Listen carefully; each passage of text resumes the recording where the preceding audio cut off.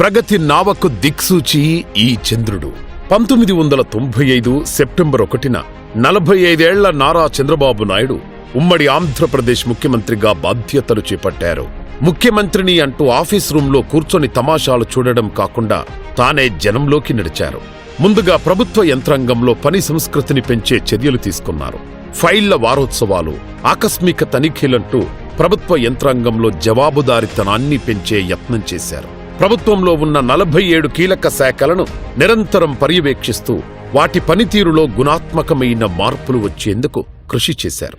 ప్రజల వద్దకు పాలన అనే కొత్త విధానాన్ని అనుసరించారు. ప్రజలకు వేగంగా, నాణ్యంగా, పారదర్శకతతో సేవలందించేందుకు అంకురార్పణ చేశారు.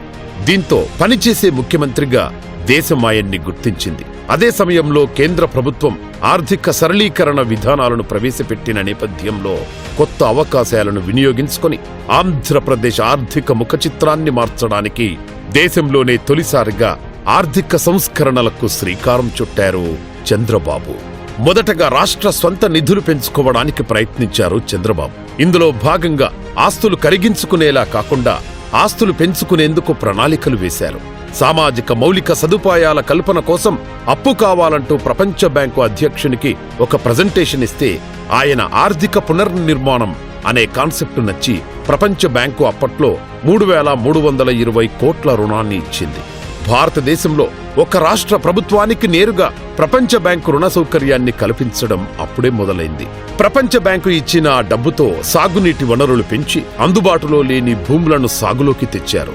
రైతుల సాగునీటి సంఘాలు, చెక్ డ్యాంలు, వాటర్ షెడ్లు, వన సంరక్షణ సమితులు ఇలాంటివి వ్యవసాయ రంగంలో కొత్త ఒరవడిని తీసుకొచ్చాయి. అలాగే రోడ్లు వేసి గ్రామీణ ప్రాంతాల రూపురేఖల్ని మార్చివేశారు. సరుకుల రవాణాకు వీలు కల్పించారు. విద్యా వసతులను మెరుగుపరిచారు. గ్రామీణ ప్రాంతాలలోని వనరులన్నింటినీ వినియోగంలోకి తెచ్చి ఉపాధి అవకాశాలను కల్పించడం కోసం డ్వాక్రా స్వయం సహాయక సంఘాల్ని ఏర్పాటు చేశారు. ఇవన్నీ నెమ్మదిగా సంపద సృష్టికి బాటలు వేశాయి. అలాగే వివిధ వర్గాలను ఆర్థికంగా బలోపేతం చెయ్యడానికి కొత్త పథకాలు ప్రవేశపెట్టారు. చర్మకారుల కోసం మలుపు పథకాన్ని, నేత పనివారుల కోసం నేత బజార్లను, కూరగాయల రైతుల కోసం రైతు బజార్లను ప్రవేశపెట్టారు. పేద మహిళల కోసం దీపం పథకాన్ని ప్రవేశపెట్టి ఉచితంగా గ్యాస్ కనెక్షన్ ఇప్పించారు. ఇదే సమయంలో ప్రపంచవ్యాప్తంగా మారుతున్న సాంకేతికత పరిణామాలను అర్థం చేసుకున్నారు. 1999లోనే మొత్తం రాష్ట్ర ప్రభుత్వం యంత్రాంగాన్ని కంప్యూటరైజ్ చేయడానికి ఏపీ స్వాన్ దేశంలోనే తొలిసారిగా అమలు చేసిన ముఖ్యమంత్రి చంద్రబాబు నాయుడే. అందుకే ఆయన్ని టెక్ సావిగా అభివర్ణిస్తారు.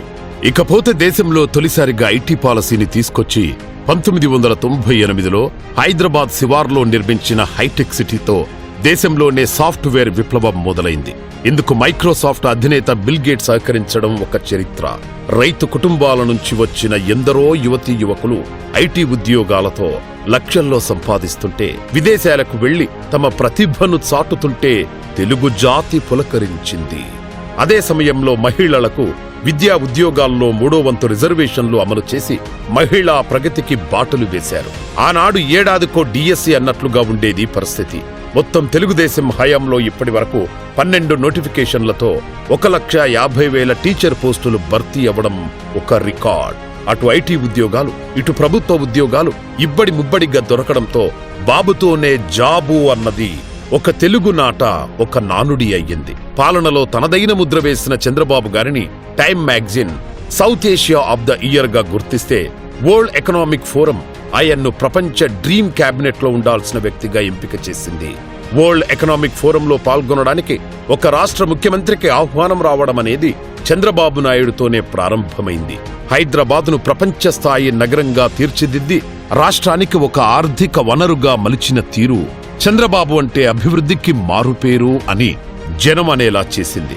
అంతర్జాతీయ ప్రమాణాలతో ట్రేడ్ షోలు, కార్పొరేట్ సభలు, సమావేశాలు ఏర్పాటు చేసుకునేందుకు వీలుగా నిర్మించిన హైటెక్స్ కన్వెన్షన్ సెంటర్ పార్టీలతో సంబంధం లేకుండా కీర్తిశేషులైన మాజీ ముఖ్యమంత్రుల స్మారకంగా బ్రహ్మానందరెడ్డి పార్క్, వెంగళరావు పార్కుల నిర్మాణం, ఆప్రో ఏషియన్ గేమ్స్ నిర్వహణ, ఆ సమయంలో జీఎంసీ బాలయోగి పేరు మీద నిర్మించిన గచ్చిబౌలి అథ్లెటిక్స్ స్టేడియంల వంటి నిర్మాణాలు, ఎంఎంటీఎస్ సర్వీసులు, మీ సేవా కేంద్రాలు వంటివి ఆయన హయాంలోనే ప్రజలకు వస్తే చంద్రబాబు చొరవతో హైదరాబాద్కు వచ్చిన Shamshabad international airport, outer ring road, metro రైళ్లు ఆ తర్వాత అందుబాటులోకి వచ్చి హైదరాబాద్ను విశ్వనగరంగా మార్చాయి. ఈ రోజుతో చంద్రబాబు గారు ముఖ్యమంత్రిగా మొదటిసారి బాధ్యతలు చేపట్టి 30 సంవత్సరాలు పూర్తయిన సందర్భంగా ప్రతి తెలుగు హృదయం ఆయనకు అభినందనలు తెలుపుతోంది.